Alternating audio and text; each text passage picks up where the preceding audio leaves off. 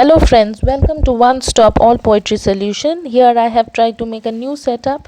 I hope you enjoy it and do let me know in the comment section. Today's poem is A Real Santa Claus by Frank Dempster Sherman.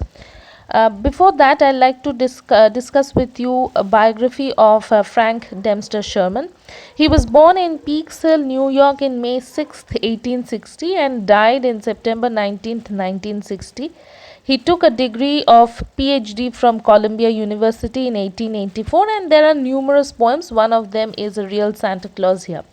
So in this poem, A Real Santa Claus, we are going to talk about our two boys and the differences in the social status between them. Santa Claus, I hang for you by our chimney stockings two, one for me and one to go to another boy I know. So he has hung, the narrator or the poet has hung these two stockings, one for himself and one for the other boy. And where has he hung these two stockings? He has hung these stockings by the chimney. Now it is, we all know that children and we have in fact grown up to dream about Santa Claus, and we dream about numerous places from where Santa Claus can enter and fulfill our wishes within by putting the gifts inside the stockings. So everyone likes to get gifts or for their Christmas by the Santa Claus, and here in this poem he is the speaker or the poet or the narrator, whichever is comfortable for you to address. He is telling that, addressing Santa Claus, he is telling that I have hung these two stockings beside our chimney, and one for me, one for myself, and one for another boy whom I know. So for another boy whom he is acquainted with. And once you get to the other lines, you will understand the differences. There is a chimney in the town you have never travelled down. Should you chance to enter there, you would find a room all bare. Not a stocking could you spy. So there the striking contrast is hit right away. So here this boy, the narrator, the poet, the speaker has hung two stockings, and here the boy whom he is talking about, whom he is acquainted with, the other boy, where he resides, there is also another chimney. But what is the difference between this chimney and that chimney? He is telling that Santa Claus, you have never travelled down there, unfortunately. And if you chance to enter there, if by chance if you enter there, if you care to enter that place, you will find some things. Some things, what are those things? Some views will meet his eyes. What are they? He will find an empty room. Unlike the poet or the narrator's room, the room will be empty. Not a stocking could you spy. So there will not be a single stocking. So right away the contrast is hit. Okay, so Santa Claus is supposed to give or bestow with gifts, and we can't imagine a room without things where there will be nothing, and Santa Claus is giving gifts just like that. So who is this boy with whom Santa Claus hasn't met yet? We are very curious to know. And how is it different from the poet or the speaker? That is also something that we will come to know in the following lines. And once you understand these differences, it will be very important for you to understand the importance of dreams, sharing of things, and how differently people live from us. There is a world which is not as fortunate as we are. The world outside is not as fortunate as we are. And at the very first only, the way the speaker sets the tone, there is a sharing attitude that we get to know here, isn't it? That how he is thinking not only about himself but also of the other boy similar to his age. Not a stocking could you spy. Fine, matters not how you might try, and the shoes you would find are such as no boy would care for much, in a broken bed. So in a broken bed, he would see a number of things, as we will read in the following line. He would see someone lying just about him, as it is. Once we go to those lines, you will see. So he is telling that in that room, the room will be empty, devoid of furniture, devoid of a proper bed, devoid of stocking. And what else? There he will find only shoes, the shoes which no one would like to wear. And what else? A broken bed, where a boy similar to the poet or the speaker's age is lying or sleeping. Once you can, yes, you can dream not only in your sleep, you can also daydream, you can keep your eyes open also, and you can dream. So he is thinking, he is imagining, he is desiring. So here dreaming also means his hidden desires which are not being fulfilled. So look at the contrast. The fulfilled wishes, the Santa Claus, the gifts that the poet is getting, this boy is not getting because Santa Claus has not visited them. So we can ask the question that does Santa Claus visit only those who are rich, who are affluent, and Santa Claus doesn't visit those who are poor, who are not so well off, who cannot afford to buy gifts? Is it so? So that is why he's probably Santa Claus is not aware of these things. And yes, we all, okay, I'll discuss this at the end of the poem though, but still you should also know that these are certain things which every child desires for. These childish desires should be same for everyone, but the differences are such that unfortunately all of the children, all of the kids are not catered to equally. So few things are very noticeable here, and it strikes us, it hits us hard. The empty room, the broken bed, and the shoes which no one would like to wear. So why don't you come, while reading this poem, why don't you compare with yourself and see that how would you feel if these things happened with you? You would obviously not like to spend a Christmas where you have not got gifts, or you would obviously not like to wear shoes which are not your favorite, which do not suit you, which you do not like. So why give it to them, or why should they wear? The other boy or the other person who are not who are not so fortunate as us, why should they wear? Isn't it? We can ask these questions to ourselves, right? So now let's move on to the next part. What is the poet telling in the following lines?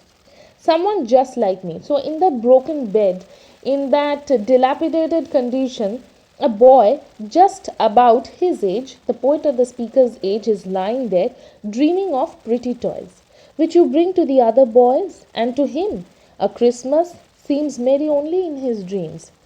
So whatever he is dreaming about, if I dream, if I am a kid and if I dream of my favorite things like pencils, color pencils, these are certain things that every children do like.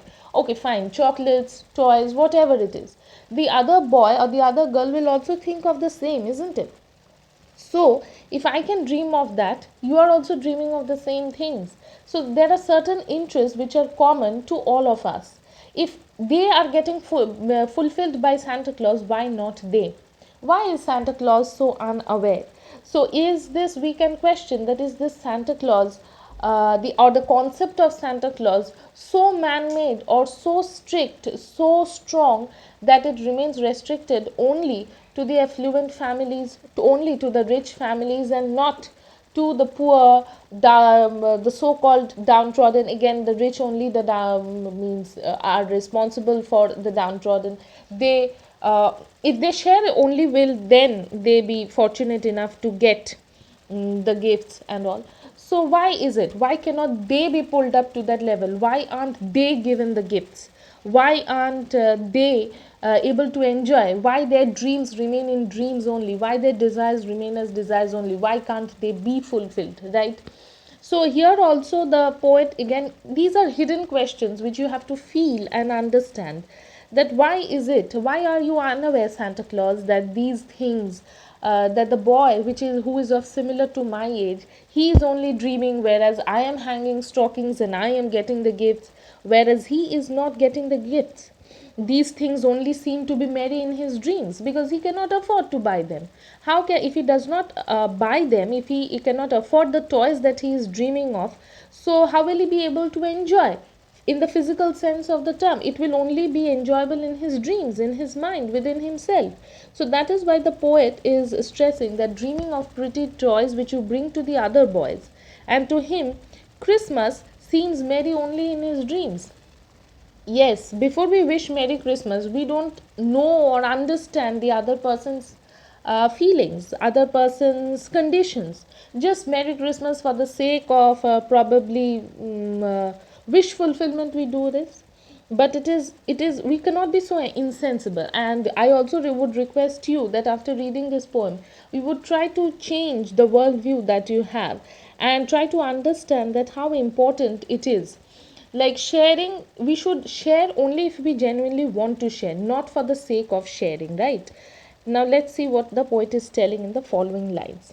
All the dreams then Santa Claus stuff his stocking with, because when it's filled up to the brim, I'll be Santa Claus to him. So just look how sweetly he tells that, yes, the one that I was going to tell then is that Santa Claus, we know that the existence of Santa Claus is not for real, isn't it? We know that he comes in our dreams, or he comes wherever we are hanging the stockings, understands whatever we wish for, and puts them in the stocking, so that in the morning when we wake up, our dreams, our wishes, whatever we are asking for, whatever we had desired for, they are fulfilled, right?